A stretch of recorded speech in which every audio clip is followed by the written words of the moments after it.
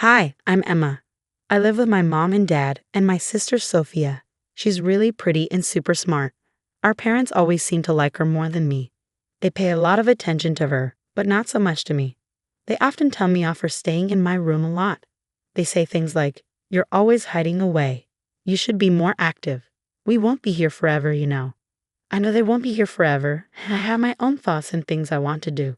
But my parents see me as lazy and don't take me seriously. One day, my sister Sophia talked to me. She said, "You're not as cute or talented as I am. Do you ever think about what your purpose in life is?" I replied, "I'm content with my life, so please don't say strange things." She shrugged and said, "Okay, suit yourself. But let me share something amazing with you." "Something amazing? What is it?" "I'm marrying a really handsome and wealthy guy," Sophia said to me. "Congratulations, I'm happy for you," I replied. Sophia smirked and said, "You're just jealous. You'll never find someone to marry you." She assumed I couldn't find someone to marry and kept boasting about herself. "I'm not really interested in getting married, so whether I do or not doesn't bother me," I told her. I was thinking of going to my sister's wedding because she's family, but then, "What? You're actually coming to my wedding?" Sophia asked. "Yeah, why wouldn't I?" I replied. "Of course it's a problem. Having a lazy, useless person like you there will ruin everything." Sophia snapped. "What do you mean by lazy, useless person?" I asked. "A bottom feeder or idle youth is exactly what it sounds like. Someone who can't do anything, completely useless," Sophia explained. "Why are you saying such mean things?" "I just want to be there for your special day," I said. "I don't need your fake congratulations. Just don't bother showing up," Sophia said angrily. My sister really didn't want me to come to her wedding. She kept saying it, and even mom and dad agreed, calling me a lazy, useless person who shouldn't go. But I thought it wouldn't be right if no family showed up, so I decided to go anyway. On the day of the wedding, as I was getting ready in my dress, mom and dad caught me. "What are you doing here? We told you not to come to the wedding," they yelled. Hearing the commotion, my sister came over. "Why are you here? I didn't invite you," she said angrily. "But I thought it would be strange if no family came. I wanted to support you," I explained. "Why do you always have to complicate things? You're not even supposed to be known to the other family," she said. "What? I didn't know about the family dinner either. You didn't invite me," I said, feeling hurt. "Why would you be so mean? It's obvious, you just mess everything up. If people found out we have a lazy, useless person in our family, it could ruin the marriage. That's why we didn't invite you," my sister said with a cruel laugh. My parents joined in, smirking. It was clear they had planned this together. Feeling hurt and rejected, I couldn't help but be deeply saddened by their determination to erase me. "Get out, you worthless, lazy person," my sister yelled in anger. I realized there was no point in trying to reason with them anymore. So with a heavy heart, I decided to leave. "Fine, I'm going home." "Goodbye," I said, feeling defeated. They laughed. As I said my goodbye, my family continued to point and laugh at me. Trying to hold back my frustration, someone called out to me as I was leaving.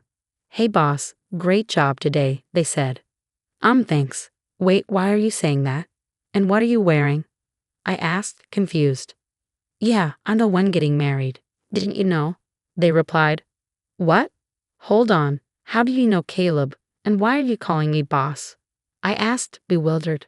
"Also, for your information, this person is the president of my company," they explained.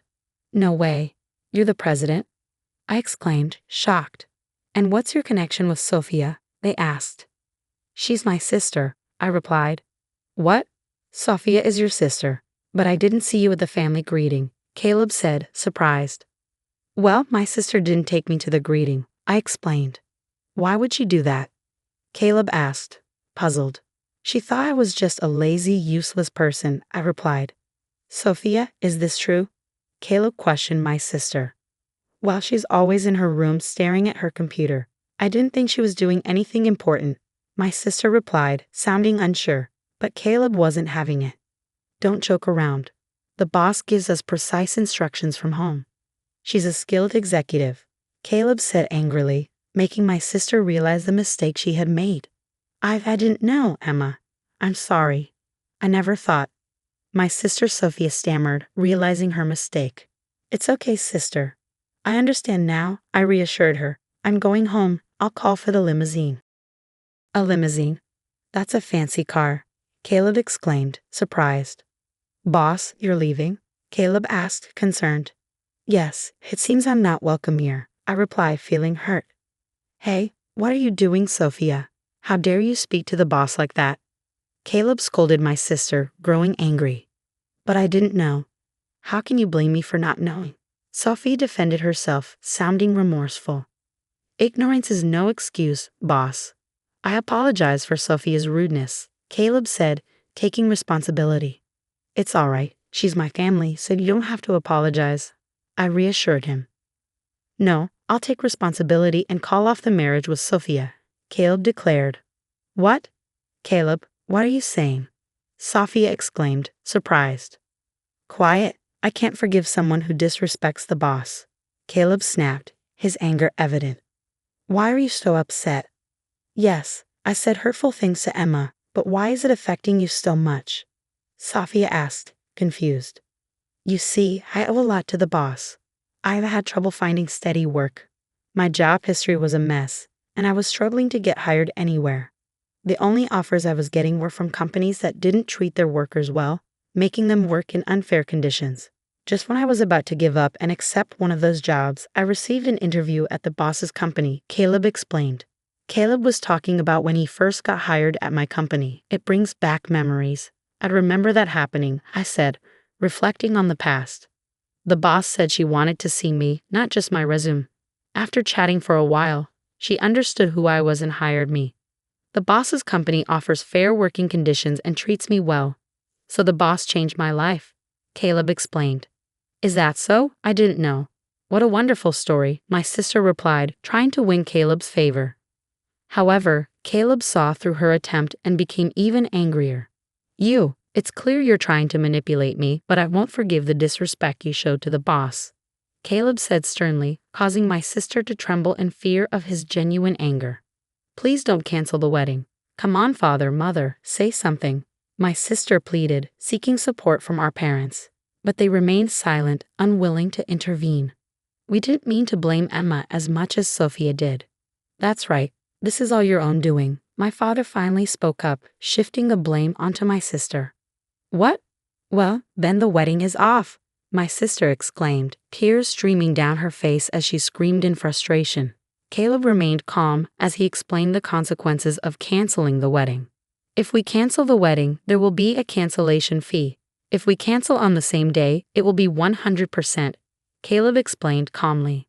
What? 100%? How much money is that? My sister asked, shocked. Well, the total cost of the wedding was $30,000, so it would be $30,000, Caleb replied calmly. What? I have to pay $30,000 even if it's canceled, my sister exclaimed, feeling the weight of the situation. That's how cancellation fees work, Caleb explained matter-of-factly. No way. Then we should just go ahead with the wedding, my sister suggested, trying to find a solution. Sorry, but I can't do that. I can't forgive what you said to the boss, and I fear you might continue to be abusive if we got married. I can't live with someone like that, Caleb explained, his tone firm. Dangerous? My sister questioned, feeling hurt. Han, please, my mother interjected, trying to calm the situation. What do you think, boss? Caleb asked me, seeking my opinion.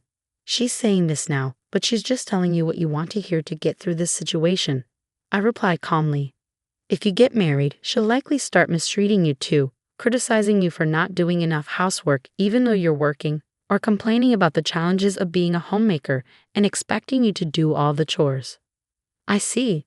Then it's better to call off the marriage, Caleb concluded, understanding the situation. Hey, don't say such unnecessary things. I almost had him convinced, my sister protested, feeling frustrated. Did you hear that? She said, convinced. That's not a word you use with someone you're planning to marry, is it? I pointed out, highlighting the lack of genuine commitment in my sister's words. I think so. I think it's better to call off the marriage or go change, Caleb said and walked away.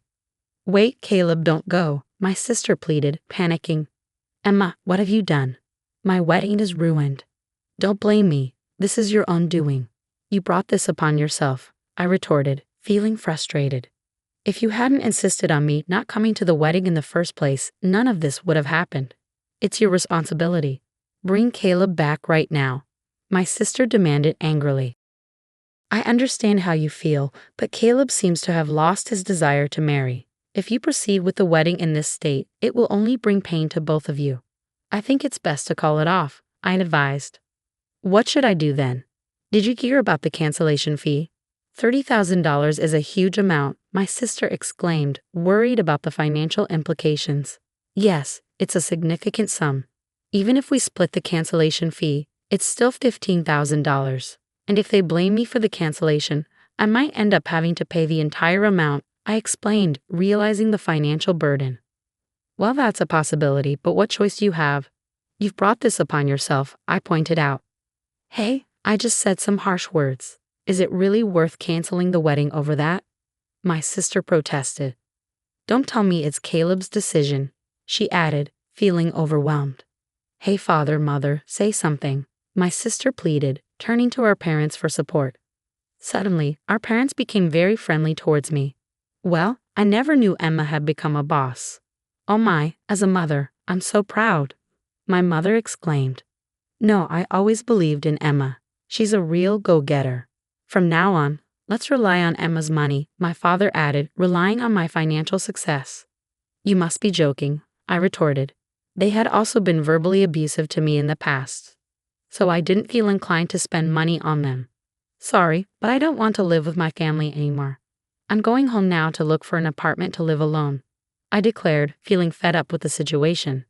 What? Why? We've been living together all this time. Why do you suddenly want to live alone? My sister asked, confused.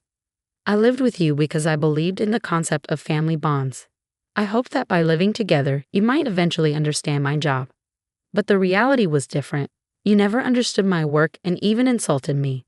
And now you want to rely on my money? Would anyone want to live with people like that? I explained, feeling hurt and frustrated. I understand. I'm sorry. From now on, I'll cherish you. Please continue living with us, okay? My sister apologized, hoping to mend our relationship. I said no, didn't I?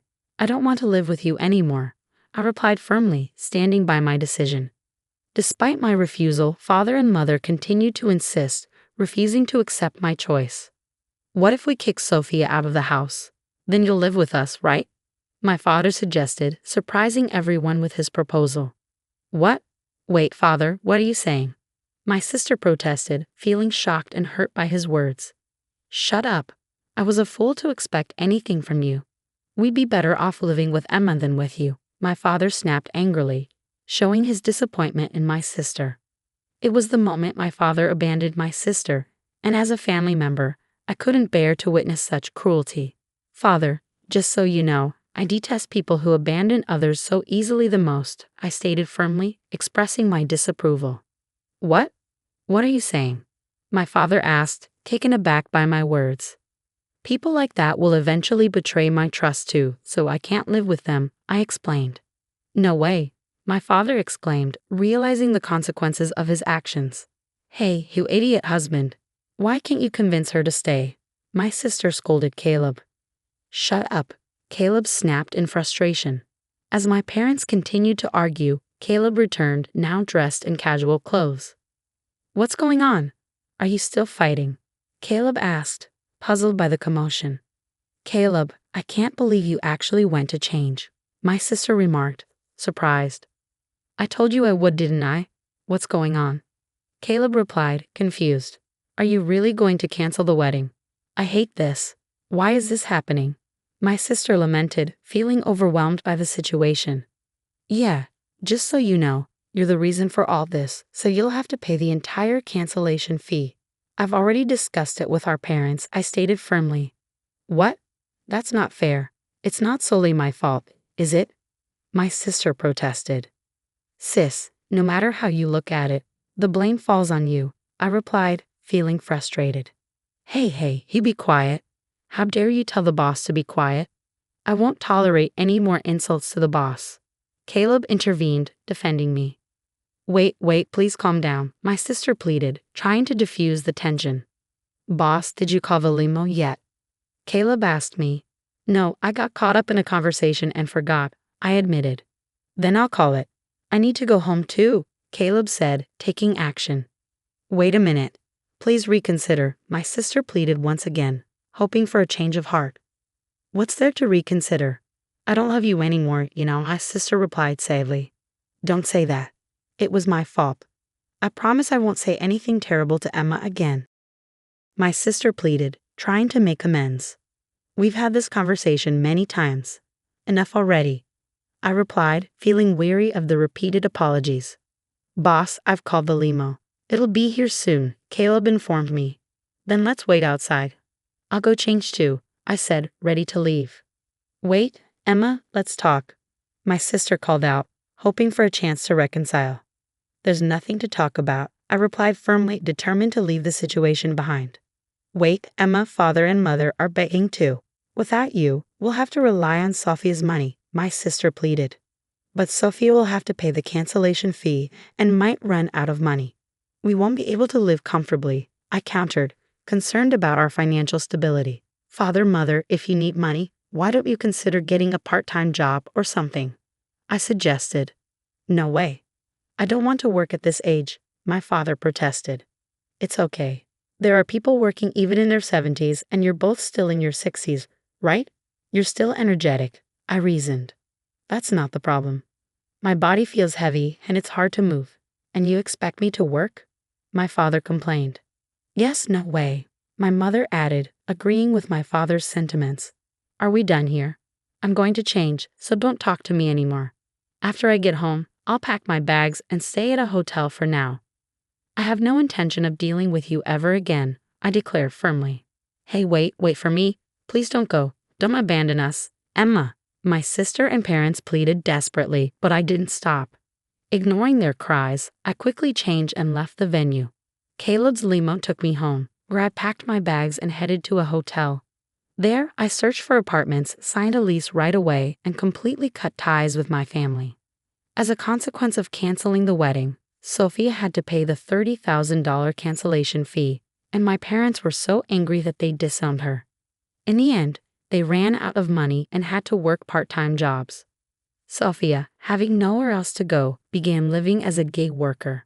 Meanwhile, I focused on growing my company, increasing my income, and living happily ever after, free from the toxicity of my family.